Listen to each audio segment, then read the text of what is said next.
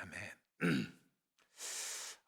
오늘 그 시편 6편의 말씀은 참회 시라고 알려져 있는 그러한 시입니다. 우리 시편 가운데 참회 시가 한 7편 정도 나오죠. 그래서 대표적인 게 이제 우리가 잘 아는 시편 51편이 참회 시로, 다윗의 참회 시로 알려져 있죠. 그 외에도 6개가 더 있어서 오늘 시편 6편도 참회 시 중에 하나입니다.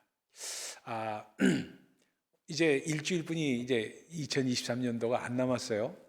그러다 보니까 오늘 새벽에 이제 일어나서 제가 묵상하면서 달력을 이렇게 보면서 마음 가운데 들어온 사람이 있습니다. 누구냐면 한 분이 그 젊은 사형수가 있었는데 이 사람이 혁명에 가담했다가 잡혀가지고 사형 언도를 받고 사형 집행을 당하게 되었습니다. 그래서 사형 집행을 당하게 돼가지고 이 사람이 이제 사형장에 끌려가서 이제 사형 집행하기 전에 이제 사형수를 놓고 너에게 5분을 마지막으로 주겠다. 5분 동안에 마음을 정리하고 죽을 준비를 하라. 하고 이제 그 사형 집행관이 얘기를 했습니다. 그러니까 이 사람이 마음 가운데 5분을 일하는 시간을 줬으니까 그 마지막 5분을 어떻게 사용할까 하다가 2분 동안 뭘 생각했냐면 자기 주변의 가족들과 친지들을 생각을 합니다. 그러고 나서 2분이 지나고 나니까 이제 3분뿐이 안 남았잖아요. 그래서 자기를 이제 돌이켜보는 그 생각을 하는데 3분뿐이 안 나갔구나 하는 생각이 꽉 드는 거예요. 그래가지고 이분이 어떻게 했냐면은 이 나에게 정말 생애가 삶이 한 번 더 주어진다면 나는 정말 시간을 소중하게 사용하면서 살 텐데 하면서 이제 마음 가운데 3분을 지내고 있었습니다. 근데 갑자기 그냥 멈추시오 하고 소리가 들렸어요. 소리가 들리더니 사형 집행 정지가 되었습니다. 그래서 이 사람이 살아났어요. 사형 집행 정지를 받아서 억울한 누명을 썼다고 해가지고 그래서 그 자기가 못한 것을 후회한 5분 기간 다시 한번 인생을 살 수만 있다면 내가 못한 그 5분 내 인생을 어떻게 살 것인가 하면서 이제 이 사람이 나왔어요. 나와가지고 5분간의 시간을 항상 생각하면서 살았습니다. 이 사람이. 5분간의 시간을 생각하면서 시간의 소중함을 항상 생각하면서 날마다 시간을 5분씩 쪼개서 살았다는 일화가 있습니다. 이분이 바로 도스토옙스키예요. 여러분 많이 들어보셨던 도스토옙스키. 이분이 그 러시아의 문호로 아주 가장 유명하신 분이죠. 근데 도스토옙스키의 그 아주 책을 읽기가 참 어려워요. 러시아 책을 읽기가 참 어렵습니다. 왜 어려우냐 하면은 죄와 벌, 카라마조프가의 형제들 이런 책들이 읽기가 어려워요. 왜냐하면 너무 길어. 지겨워요. 너무 길어가지고 왜 이 사람들이 이렇게 길게 썼나 하고 봤더니 그 이유를 제가 조사를 해봤더니 그 당시에 이 원고료를 글자 수에 맞춰서 줬답니다. 그러다 보니까 이분들이 이렇게 길게 써서 원고료를 많이 받으려고 했다는 그런 일화가 묻지 못할 일화가 있어요. 근데 이분이 그 도스토옙스키가 아주 그 크리스천으로서 아주 마지막 삶을 살면서 그 죄와 벌 그리고 카라마조프가의 형제들 이걸 읽어보면은 참 그 깊이 있는 죄, 의, 하나님의 심판 이런 걸 다뤘어요. 그래서 청소년들이나 젊은 사람들에게 필독에서로 알려져 있는 책이 바로 이런 책입니다. 선과 악을 구분하는 책이죠. 예를 들어서 그 죄와 벌 같은 경우에 여러분 다 읽어보셨잖아요. 잠깐만 생각해 보면 그래요. 죄와 벌 같은 경우에는 그 젊은 대학생이 항상 돈이 없고 하다 보니까 전당포에 가서 돈을 빌리고 뭐 이런 것을 하잖아요. 그러다가 그 전당포 노파에 그 아주 그 정말 그 지겨울 정도로 아주 잔인한 그 모습을 보고 그 사람을 죽이잖아요. 그 사람을 죽이고 그 여동생도 죽여가지고 2명을 살해하잖아요. 이 꼭 살해하고 연결이 되어 있습니다. 도스토옙스키에 왜 자기가 그 살해당할 뻔했기 때문에 사형수로서 죽을 뻔했기 때문에 꼭 살인에 대한 얘기가 살인의 추억으로 소설이 이어진 것을 볼 수가 있습니다. 그러다 보니까 죽이고 나니까 그러면 모른 척하고 살아가니까 아무도 모르는 거예요. 근데 아주 그가 마음 가운데 평생을 두고 살아왔던 게 뭐냐 하면은 죄는 다른 사람은 모르지만 자기는 알잖아요. 그래서 죄의식과 그 죄책감에 대한 것을 깊이 있게 다룹니다. 죄의식과 죄책감. 죄의식은 우리로 말미암아 뭐로 보내냐면 회개로 인도합니다. 근데 죄책감은 항상 우리를 괴롭히는 사단의 영입니다. 그래서 이 죄책감에 시달리다가 그가 구세주처럼 만난 사람이 누구냐면 소냐예요. 소냐라는 자매예요. 소냐는 소냐가 아니라 소피아인가 소냐가 이름을 까먹었는데 그 자매가 만나가지고 그 자매는 뭐냐 그 당시에 러시아는 너무나도 가난했기 때문에 여자들은 이쁜 여자들은 대개 나가서 몸을 팔아가지고 가족을 부양했습니다. 그러다 보니까 거리에서 몸을 파는 여자인 이 자매를 만났는데 그 순수한 영혼 때문에 반합니다. 그래서 발에다 키스하고 그런 장면까지 나와요. 그러니까 그 도스토예프스키의 그 순수한 마음이 그 예배라는 것이 어떻게 기록되고 발에다 피스하는 장면으로 나오는 그 장면으로 예배라는 것을 묘사하고 있어요. 그러니까 이 자매가 뭐라고 얘기하냐면 당신 그 고백을 자기의 아픔을 다 고백을 합니다.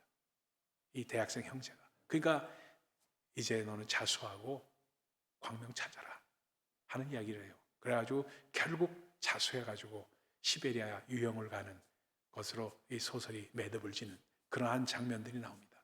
그러다 보니까 아주 죄의식과 죄의식은 우리로 말미암아 회개로 인도하지만 죄책감은 우리로 하여금 그 죄의식을 갖고 있는 그거를 공격함으로 말미암아 우리를 괴롭히는 겁니다. 그러니까 그것을 벗어날 수 있는 것은 고백뿐이 없다는 거예요. 자백뿐이 없다는 겁니다. 그걸 아주 도스토옙스키가 아주 깊이 있게 심도 있게 다룹니다. 죄와 벌이 그런 작품이고요. 카라마조프가의 형제도 마찬가지입니다. 아버지를 살해한 시대의 형제들, 카라마조프가의 형제들이 4명이 나오잖아요. 그 4명 가운데 첫째 형이 그걸 죄를 다 뒤집어쓰고 죽게 되는데 그 사이에서 일어난 형제들의 갈등 이런 면은 뭘 말하느냐? 바로 죄의식과 죄책감을 깊이 있게 다루고 있다 하고 말씀을 드릴 수가 있습니다. 오늘 시편 6편의 말씀이 그것을 말씀하고 있습니다. 죄의식과 죄책감을 말씀하고 있어요. 그래서 어떻게 말씀하고 있냐면 이거 보세요. 1절에 봅니다. 여호와여 주의 분노로 나를 책망하지 마옵시며 주의 진노로 나를 징계하지 마옵소서. 하나님은 우리를 때로는 징계하시는 분입니다. 하나님의 책망과 징계를 두려워하지 말라, 싫어하지 말라고 잠언 3장에 말씀하고 있습니다. 왜냐하면 우리로 말미암아 죄의식을 경각시킴으로 말미암아 회개로 인도하기 때문에 그 말씀을 하고 있는데 그것을 똑같은 것을 사용하는 것이 사단이에요. 사단이 그래서 2절에 보면 여호와여 내가 수척하였사오니 내게 은혜를 베푸소서. 여호와여 나의 뼈가 떨리오니 나를 고치소서. 참 이 시어를 다윗이 얼마나 정성스럽게 썼는지 이루 말할 수가 없어요. 기가 막힌 말씀을 쓰고 있어요. 우리가 이렇게 시를 쓸 수 있을까? 저는 오늘 다시 한번 묵상하면서 저도 글을 쓰는 사람이다 보니까 글을 생각해요. 나도 이런 언어를 사용해서 시를 써보고 싶다는 마음을 가졌어요. 내 뼈가 상합니다 하는 말을 그 심령의 그 아픔, 죄책감이 얼마나큼 우리를 상하게 하느냐. 내 뼈를 상하게 하고 뼈를 수척하게 하고 뼈가 떨리니 나를 고쳐달라는 그런 표현을 쓰고 있습니다. 그러면서 3절까지 뭐라고 하냐. 나의 영혼도 매우 떨리나이다. 여호와여 어느 때까지니까 하고 말합니다. 다윗이 범죄한 게 뭡니까? 우리가 잘 알다시피 밧세바와의 간음이었습니다. 그렇죠? 그 다음에 이 간음으로 말미암아 두 번째 범죄로 이어진 게 뭐예요? 밧세바의 남편인 우리아를 살인 교사한 거 아니에요? 자기가 직접 죽이지는 않았지만 교사한 거 아니에요? 그러니까 살인 교사죄를 범한 거죠. 그러다 보니까 이 두 죄가 항상 그의 마음 가운데 있었던 거예요. 나단 선지가 바로 너다 하면서 선지를 했을 때 그 다음부터 이 죄책감에서 시달렸던 그의 마음이 이 죄의식에서 죄책감에서 어떻게 벗어날 것인가 하는 그 마음 가운데 내 뼈가 떨리고 내가 뼈가 영혼이 매우 떨리고 내 뼈가 떨리니 나를 고쳐달라고 말씀하는 그러한 시편으로 나옵니다. 두 번째 그가 범죄한 게 또 뭐예요? 인구조사한 겁니다. 성경에서 다윗이 범죄한 걸 따지면은 간음한 것, 그 다음에 남편을 죽게 한 것, 그 다음에 인구조사한 것을 들고 있습니다. 인구조사 자체는 자체는 그렇게 범죄가 아니에요. 근데 인구조사는 이 모세의 율법을 따라서 우리가 볼 수 있는 것은 뭐냐면, 하나님께서 명하실 때는 뭐라고 얘기했냐면, 너희가 그 이방 족속들하고 전쟁을 일으켜서 병사들을 일으킬 때는 인구조사를 하거라. 그러나 네가 세금을 착취하기 위해서, 세금을 걷기 위해서 하는 것은 하지 마라 하고 말씀을 명하신 것을 볼 수 있어요. 근데 그거를 전쟁 때가 아닌 그런 때에 인구조사했다는 것은 그가 교만해졌다는 것을 말합니다. 그러니까 그걸 범죄로 친 거예요, 하나님께서. 그러니까 이러한 범죄들이 그로 말미암아 아주 괴롭게 했다는 것을 말씀을 하고 있습니다. 그래서 징계의 축복은 히브리서 12장이 이렇게 말합니다. 뭐라고 말하냐면은, 징계는 다 받는 것이니 너희에게 없으면 사생하여, 우리가 사생하라는 얘기입니다. 그리고 친아들이 아니다 하는 말씀이에요. 그러니까 징계는 다 받는 거다. 그러나 징계를 죄의식으로 발전시키는 건 좋은데 죄책감으로 발전시키지 말라는 것이 바로 성경의 말씀입니다. 그래서 잠언 3장이 이렇게 말해요. 내 아들아, 여호와의 징계를 경히 여기지 말라. Do not think lightly of. Do not think lightly of. 라는, 가볍게 생각하지 마라. 무겁게 생각하라. 그리고 그분께서, 하나님께서 주시는 꾸지람을 싫어하지 말라. 꾸지람을 싫어하지 말라는 겁니다. 잘 받아들이라는 겁니다. 사랑하는 자는 징계도 잘 받고, 그래서 죄의식으로 가서 바로 뭘 하느냐? 바로 회개하는 사람이 되라는 겁니다. 그래서 4절에 한번 보세요. 이렇게 말합니다. 여호와여, 돌아와 나의 영혼을 건지시며 주의 사랑으로 나를 구원하소서. 사망 중에서 주를 기억하는 일이 없사오니 수월에서 주께 감사할 자 누구리까? 내가 지금 수월에 있습니다. 지옥 같은 데 있어요. 이게 내 마음의 죄책감이 나를 수월에 빠지게 하고, 수월이라는 건 지옥입니다. 지옥에 빠지고요. 이게 지금 아주 그냥 죽을 지경입니다. 아니 이 지옥에 있으면서 하나님께 감사할 사람이 어디 있겠습니까? 하나님의 감성을 건드리고 있어요. 이 표현도 기가 막힌 표현이에요. 내가 감사가 안 나오면 이 표현을 쓰는 거예요. 하나님, 내가 지금 상황이 이런데 내가 감사가 안 나옵니다. 수월해서 감사할 자가 어디 있습니까? 이런 표현이 하나님 앞에 드릴 수 있는 우리의 항변이라는 거예요. 기가 막힌 표현을 쓰고 있습니다. 그래서 뭐라고 얘기하냐면, 내가 탄식함으로 피곤하여 밤마다 눈물로 내 침상을 띄우며 내 요를 적시니이다. 이 과장법이 이만큼은 돼야 되잖아요. 얼마나 눈물을 많이 내 요를 적실 정도로 눈물을 많이 흘렸다는 이 표현이 기가 막힌 표현을 쓰고 있잖아요.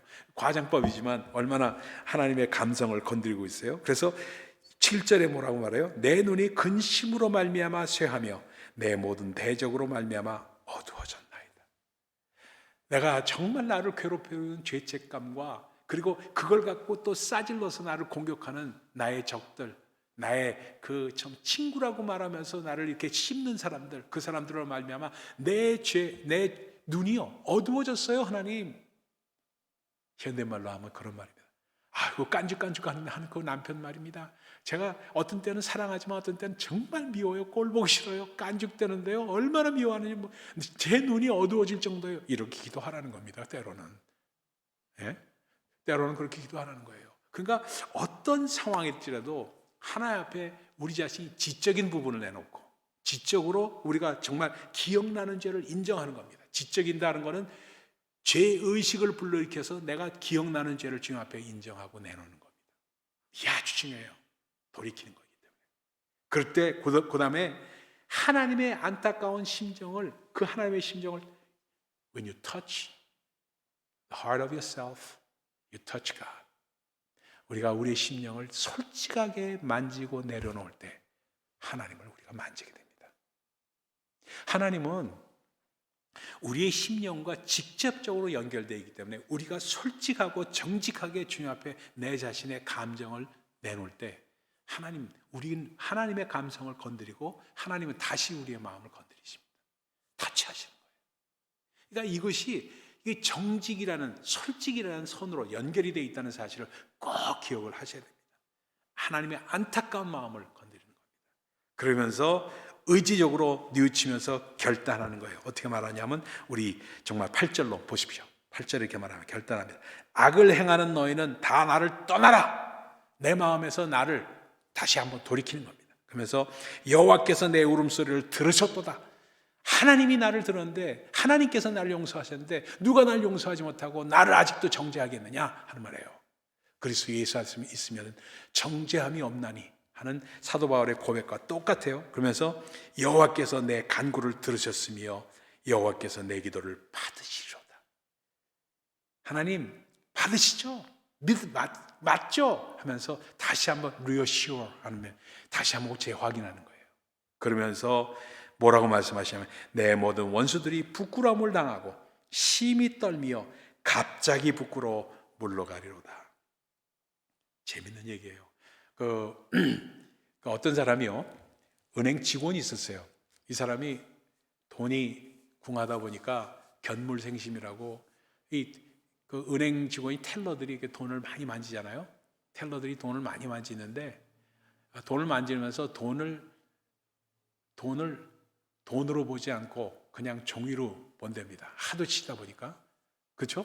근데 그렇게 되지 않으면 안 된대요. 왜냐하면 돈으로 보는 마음이 생기면은 횡령을 하고 돈을 도둑질하게 된답니다. 근데 어떤 사람이 너무 살림이 궁하다 보니까 이분이 은행 직원이 돈을 훔쳤어요. 이거 얼마 훔친 것도 아니고 뭐 10,000불 정도만 훔쳤어요. 미국에서. 10,000불이면 큰 돈은 아니잖아요. 그래서 10,000불을 뭐 1,000,000불, 5,000,000불 뭐 이렇게 훔친 것도 아니고 10,000불 훔쳤어요. 자기 삶이 넘으니까 용서해달라는 마음으로 그랬어요. 사람이 착한 사람이지, 그렇죠?